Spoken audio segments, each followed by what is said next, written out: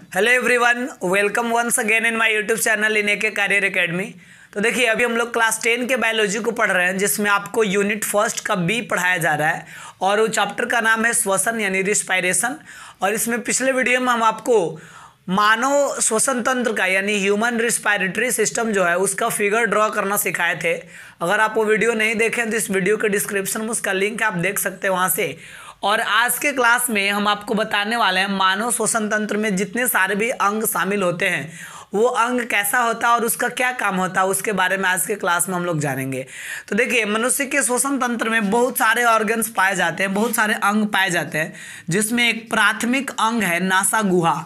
मनुष्य के श्वसन तंत्र में एक अंग पाया जाता है नासा गुहा, इसको इंग्लिश में बोलते हैं नसल कैविटी। देखिए, नासा गुहा की अगर बात करें तो इसके बारे में पहले समझिए कि ये मनुष्य के श्वसन तंत्र का सबसे प्राथमिक अंग होता है।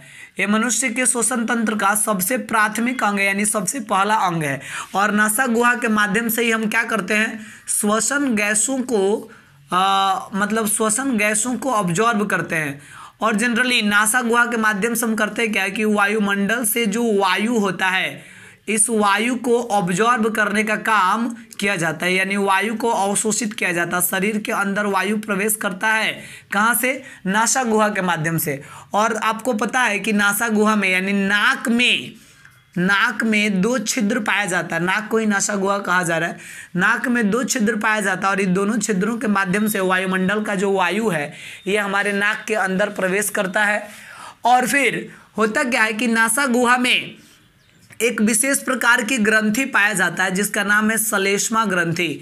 नासा गुहा में श्लेष्मा ग्रंथि पाई जाती है और ये जो श्लेष्मा ग्रंथि होती है ये गीली और चिपचिपी होती है, गीली होती है और ये चिपचिपी होती है, जिसके कारण होता क्या है कि हम जब सांस खींचते हैं और हवा के साथ कुछ धूल कण भी अंदर प्रवेश कर जाते हैं।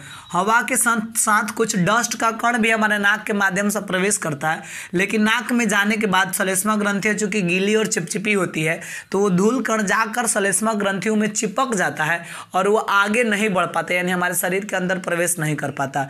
तो इसलिए श्लेष्मा ग्रंथियों का भी होना आवश्यक है।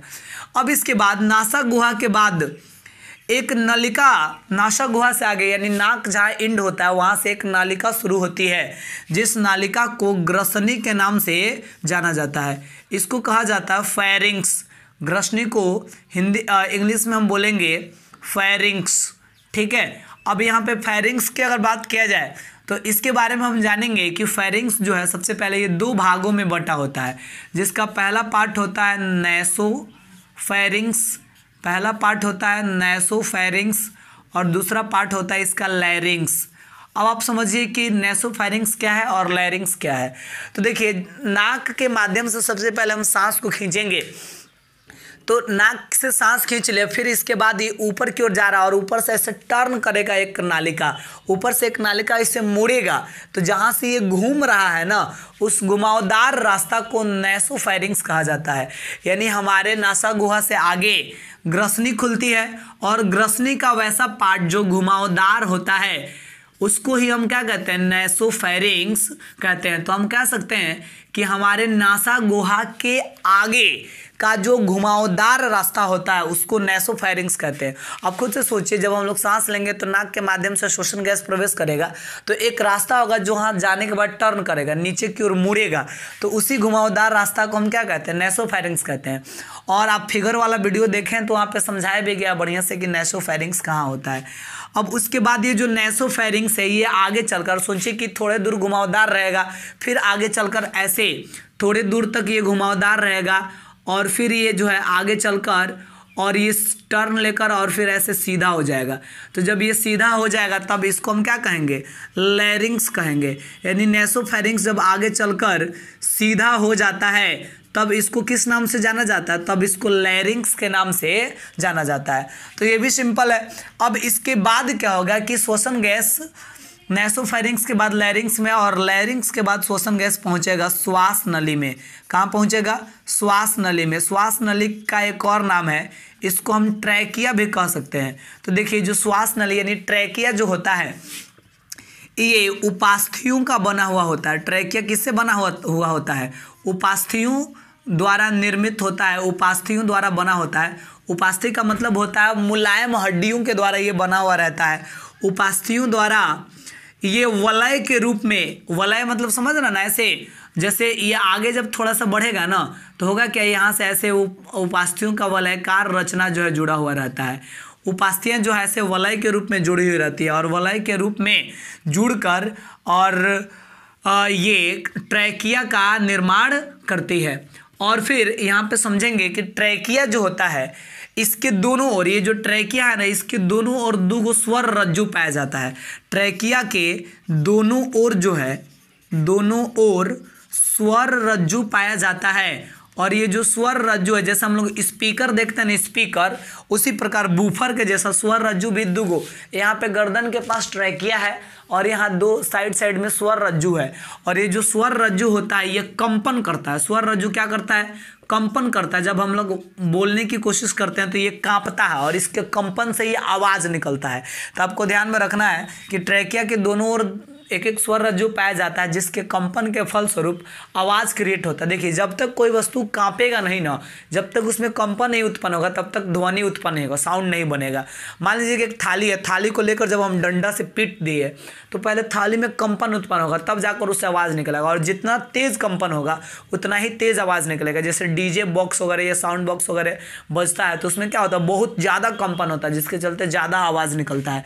तो हम लोग का यहाँ गर्दन जो है, हम लोग बोलते हैं तो यहाँ पे टच करने पर लगता है यार यहाँ पे कंपन हो रहा है, वाइब्रेट करता है, जिसके चलते ये जो वाइब्रेट करता है वही स्वर रज्जु होता है। तो इसके वाइब्रेट करने से ही हमसे मतलब आवाज़ जो है क्रिएट होता है। अब इसके बाद आगे चलें तो ये जो स्वर रज्जु, सॉरी, ये जो ट्रैकिया है ये आगे चलकर दो भागों में विभक्त हो जाती है। ट्रैकिया जो है ये आगे चलकर ऐसे दो पार्ट्स में, दो भाग में बढ़ जाती है। और इसके दोनों भाग को हम क्या बोलते हैं? ब्रोकस कहते हैं।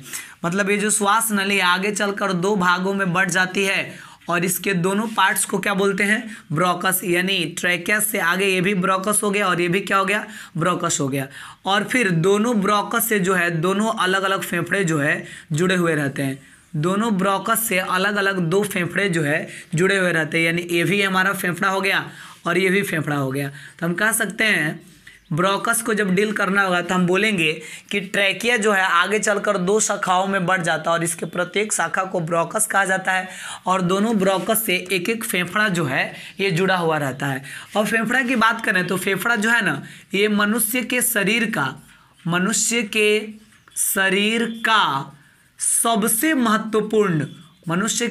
का सबसे महत्वपूर्ण श्वसन अंग है। सबसे प्रमुख जो है ये श्वसन अंग है मनुष्य के शरीर का। और इसके माध्यम से होता क्या है कि यहीं पे श्वसन गैसों का आदान प्रदान जो है होता है। हम आपको बताए थे। और देखिए फेफड़ा जो है ना, फेफड़ा में अनगिनत कुपिकाएं पाई जाती है।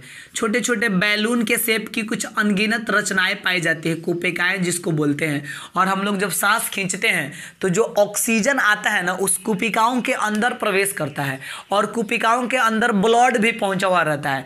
तो जो ऑक्सीजन होता है उस ब्लड में जाकर मिल जाता है और ब्लड के साथ मिलकर और उसका परिवहन पूरे शरीर में हो जाता है। क्लियर हुआ ये चीज? तो इस प्रकार मनुष्य के शरीर के सभी पार्ट्स में जो है ऑक्सीजन जो है पहुंच पाता है और मनुष्य में श्वसन की क्रिया जो है संपन्न हो पाती है। तो उम्मीद करते हैं कि मनुष्य के श्वसन तंत्र में जो प्रमुख ऑर्गन्स था ये आपको समझ में आया होगा। इस वीडियो में हम इतना ही रहने देंगे और अगले वीडियो में फिर हम आपको बताने वाले हैं कि मनुष्य में श्वसन गैसों का परिवहन कैसे होता है, यानी ऑक्सीजन और कार्बन डाइऑक्साइड जो गैसें हैं उसका परिवहन कैसे हो पाता है।